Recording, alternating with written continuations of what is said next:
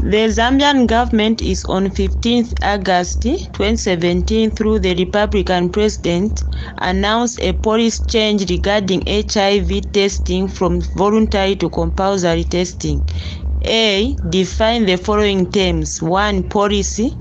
2. Policy development. 3. Policy analysis. B. List any 10 health-related policies in Zambia. Number 2, state 5 reasons why it is important to have policy regarding health care. C. Explain 4 steps that are involved in policy development. You have been asked to be part of the team to analyze the current policy regarding HIV testing in Zambia. D. Discuss in details 5 methods of policy analysis.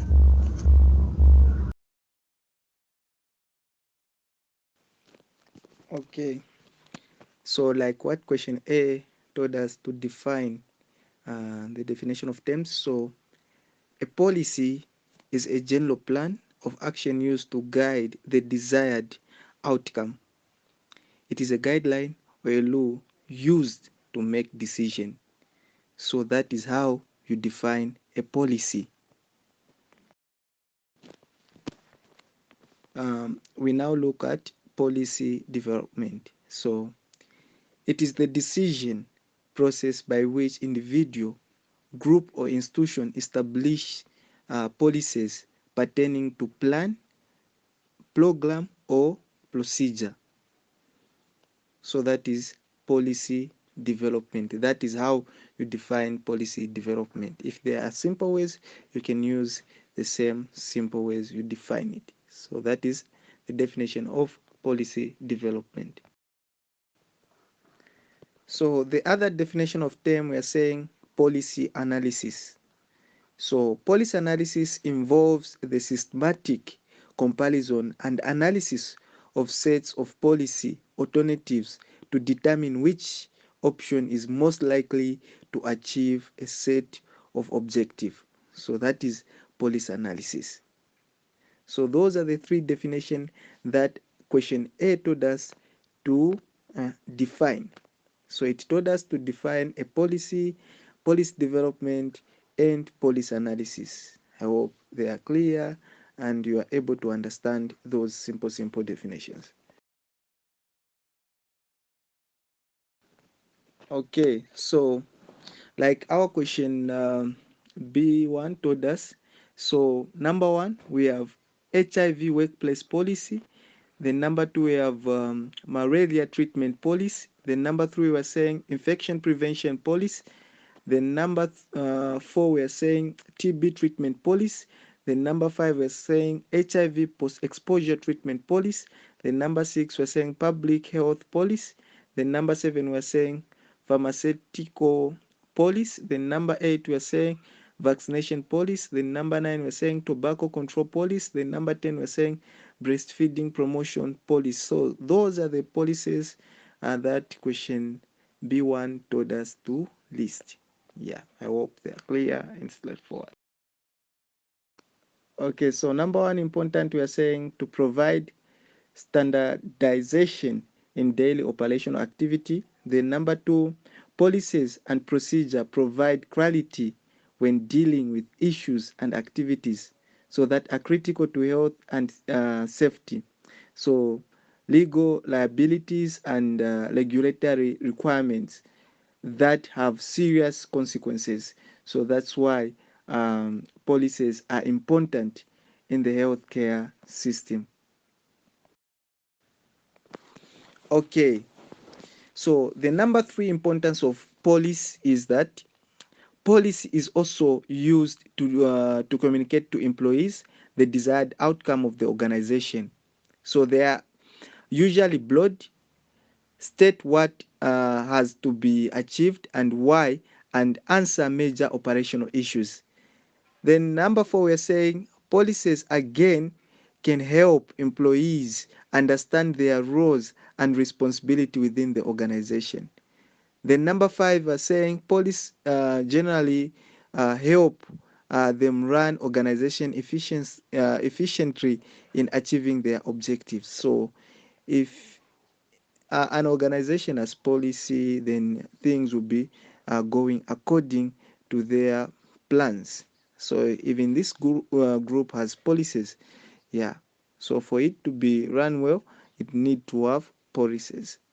Yes, I hope it's clear.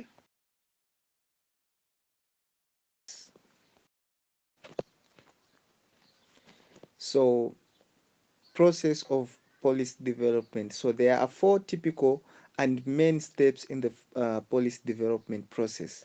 So number one step is identifying the problem. Then number two, formulating um, a policy.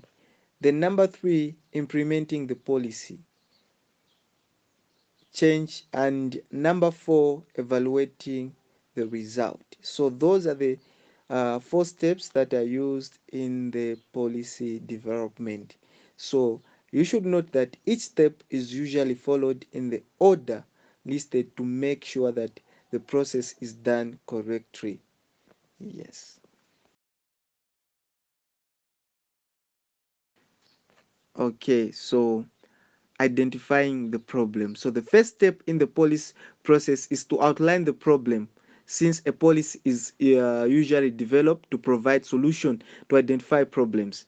So this involves not only recognizing that an issue exists that needs to be addressed, but also studying the problem and its cause in details. So this stage involves determining how aware the public is of each of the issues, so deciding who will participate in fixing it, and considering what means are available to accomplish a solution. So that is how you identify the problem. Yeah. Then number two is formulating a policy. So to resolve the problem after identifying and studying the problem, a new policy may be formulated or developed. So this step is typically marked by decision and debates to identify potential obstacles, to suggest alternative solutions, and to set clear goals and list the steps that needs to be taken to achieve them. So once the policy is developed, the authority must agree to it. So that is formulating a policy. So that is how you come up with the formulation of the policy. Yeah, I hope it's clear. Okay, so the number three process is implementing the policy. So this is the step of actualizing the policy. A new policy must be put in effect to address the identified problem. So this step also involves communicating the new policy to the frontline implementers as well as supervisors. Coordination as well as sufficient funding are also needed to make this step to a success. So that is implementing the policy. Yeah, so what you have to understand, just know the four processes that are involved in policy development and explain it the way you want to explain it. Don't follow what is listed on this presentation, but just get some understanding and try to come up with your own things. Yes, so just understand the processes and come up with your own things. Yes, that's how you study leadership. Then the last stage we are saying evaluating the results. So the final stage in the policy process, known as evaluation, is typically ongoing. So the step usually involves a study of how effective the new policy has been in addressing the original problem, so which often leads to additional policy changes. So it also includes reviewing funds and resources available to ensure that the policy can be maintained. Yes, historically, this step has not always been treated as very important, but policymakers are um, increasingly finding ways to make sure that the tools needed or for evaluation are included in each step of the police process. So that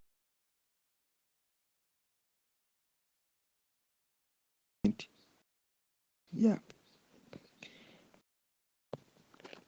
Okay, so the following is review of the most prominent methodology used in police analysis to describe, analyze, and compare policies. So number one, we are saying need assessment. So this involves identifying the nature, scope, and extent of the problem, whether the current policy is addressing the problem adequately or not. So an assessment of the extent of needs in a variety of ways is made the nature of the problem through analysis of existing information. So this information is used to describe the current state of needs and the forecast likely needs. So that is need assessment. Yeah. Okay, so number two, we are saying cost benefit analysis. So cost benefit analysis is an approach that attempts to relate the direct and indirect cost of policies to the direct and indirect benefit of these policies. So cost benefit analysis requires that both the cost and the benefits of the policy be calculated in monetary forms. So that is cost benefit analysis. Then number three, we are saying cost effectiveness analysis. So cost effective analysis looks at the cost of different policies in achieving the desired policy result, unlike cost benefit analysis. So this methodology does not require the monetization of the benefits of each policy. So although policy analysis may not know the dollar value of certain benefits, so they can compare which policy costs less to achieve the same desired outcome, so regardless of the monetary value of the expected benefits. So that is what we call cost effectiveness analysis. Okay, so the number four methodology, we are saying outcome studies. So outcome studies documents the comparative effectiveness of different policies alternatives. So policy analysts are able to assess the extent to which some policy intervention has had intended impact on the problem it was designed to address. So that is outcome studies. Then the number five, we are saying case studies. So case studies involves the systematic and detailed description and analysis of the formation, implementation, and evaluation of specific policies. Example include analysis of the impact of the Zambian health policy in access to access to healthy. So those are the methodology that are used in the policy analysis. So number one, we said need assessment. Then number two, cost benefit analysis. Then number three, we said cost effectiveness analysis. Then number four, we said outcome studies. Then number five, we said case studies. So those are the methodology used in policy analysis. Any questions?